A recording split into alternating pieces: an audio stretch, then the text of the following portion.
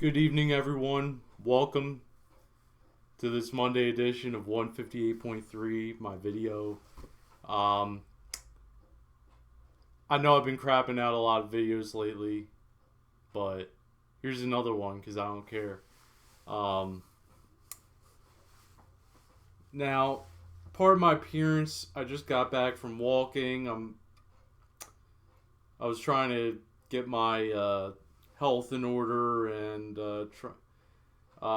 I've been going through some health issues where I required a lot of rest, like a ridiculous amount of rest, and I had to work myself out a little bit so I just don't atrophy everything. So that's why I look like this. That's why I'm wearing hooligan chic right now. But that's beside the point. Enough about my personal life. Um, so that Seattle Arizona game was absolutely nuts. It was one of the craziest games, game of the year probably. There was a lot of good games this weekend. I know the Thursday night game, Giants and Eagles. I needed a seatbelt for that. That was Onion City. Um, and then I was watching this one, Seattle and Arizona. I was really excited to watch Cardinals. Really impressed me. Kyler Murray's just a different animal. He's just unbelievable. What he does with his feet is unparalleled. And he's not like a highlight reel like Lamar Jackson, or he's just deceptively elusive and insanely fast. He's incredible. He's just incredible. And I'm a huge fan of his, and I really hope Arizona do go far this year. I know 2008 is still kind of fresh in a lot of Eagles fans' mind, but it's a different team, and the Eagles won a Super Bowl since then. So let Arizona, if they have I'm rooting for them. If the Eagles don't have a shot. I mean, let them have their one Super Bowl. They've been around longer than we have. They've been around since like the 20s. And they won, like, what was their last NFL championship? Like 1946. I think it's time. I think it's time. So, I'm going to show you a graphic. I read this article on 538.com that just, it's kind of like a chat, and it kind of went off the rails. But, it was a chat between Sarah Ziegler, Neil Rain, Michael Salfino, and Josh Hermsmeyer. They had a discussion about why there have been our win probability, should that be thrown out the window? Should you not take it that into account? And because here's what happened last night. I'm going to transition to some real quick. Here's a photo they shared in that article. What this is the win probability that the Seattle Seahawks had with 17 seconds left in the fourth quarter. It was 34-31. Look at that number, 99.9%. Outside something crazy happening, they're winning that game. But something crazy did happen.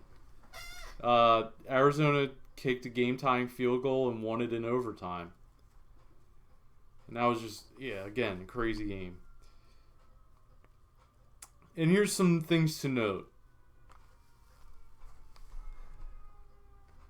Seattle Seahawks are on pace to give up 7,667 yards.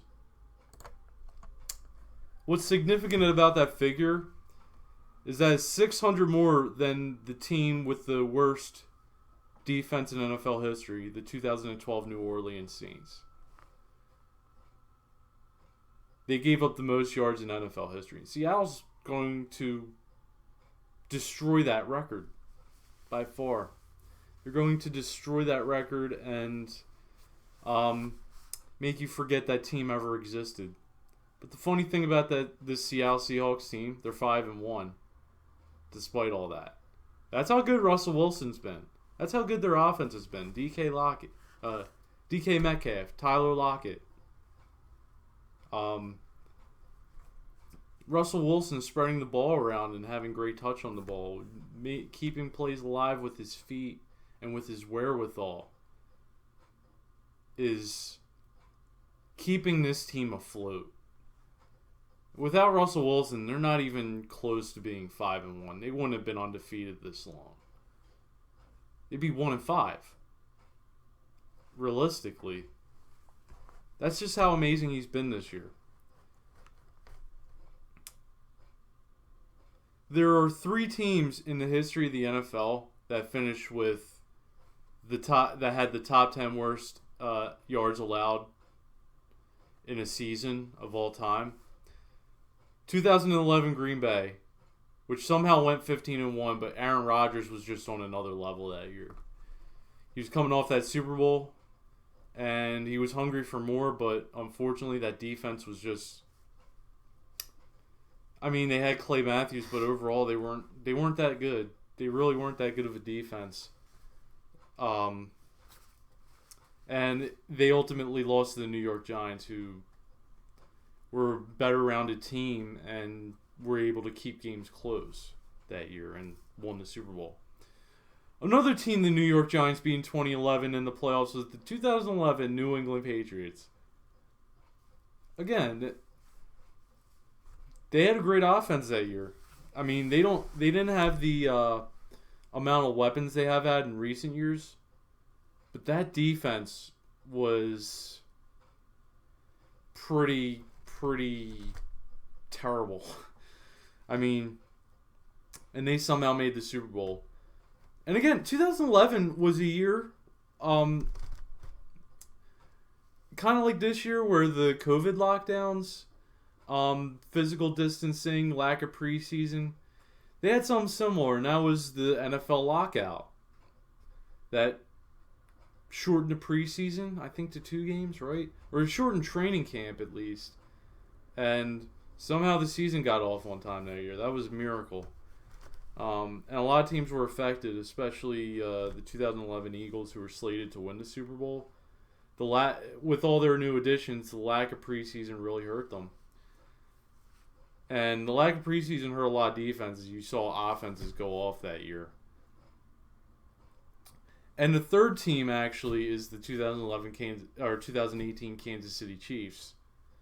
And to note, none of these teams have won a Super Bowl, just so you know. And they made a point about Atlanta with this win probability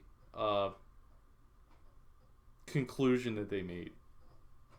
I don't know if it's a conclusion, but it's a thought. Maybe it's more hypothesis, which is on the complete opposite end of the sequence of experimentation. But so Atlanta, to another point, that's another game. When they played Detroit, that's another game that went to overtime. Todd Gurley scored a game-winning touchdown instead of kneeling at the 1-yard line and letting the clock run down and that Atlanta kicking a field goal. Atlanta was mad that he scored the touchdown because their defense is trash, lack of a better term. They're at best compost or recyclable. But here's an alarming stat, amazing stat for the Atlanta Falcons. Atlanta lost 3 games this year after having a 98% win probability at any time during the game. That's most by a team during any given season over the past 20 seasons. I guess that's when they started having a win probability model. But yeah, that's by far the worst. No team, unfortunately, no team has choked harder than the Atlanta Falcons this year, and they're just specialists in failure, it seems.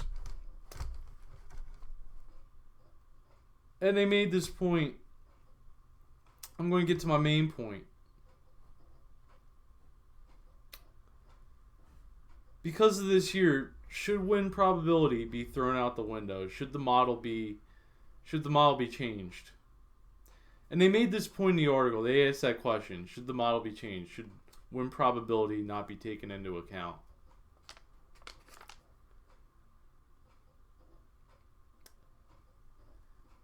Given the fact, I'm going to make another point. Given the fact that it's 538 and they predicted like Hillary Clinton in 2016 had like an 85% chance of winning the election, I think it's rich. But anyway, and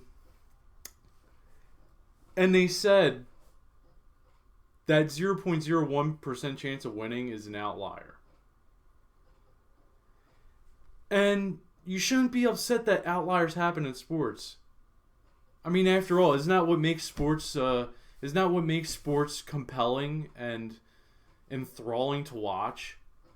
Isn't that why we watch sports in general? Because of stuff like that. The narrative, the ultimate climax, the battle of, lack of a better term, good against evil, when you're rooting for a team and your back's against the wall, and the team, your team allows a 15-yard penalty when you need to win the game. Oh no, what do? When the quarterback of your home team throws an impossible ball to a 5'6" wide receiver for a game-winning touchdown, that's one of the best feelings in the world as a sports fan. I mean, we get sucked into all the data, we get, caught up in it, but that's why we watch sports. And the data's fun. It helps you analyze and predict, and it's great to be an armchair general manager. And if you want to be a successful general manager, you have to be extremely data driven when you make boardroom decisions and stuff like that. Data is the way to go. I love data. I love eating that up. But at the same time, this just goes to show you that don't get caught up in all the numbers. Don't get caught up in, all the ones and zeros. Wigs you out, man. As Matthew McConaughey said in Wolf of Wall Street. Wigs you out. Just relax and enjoy it.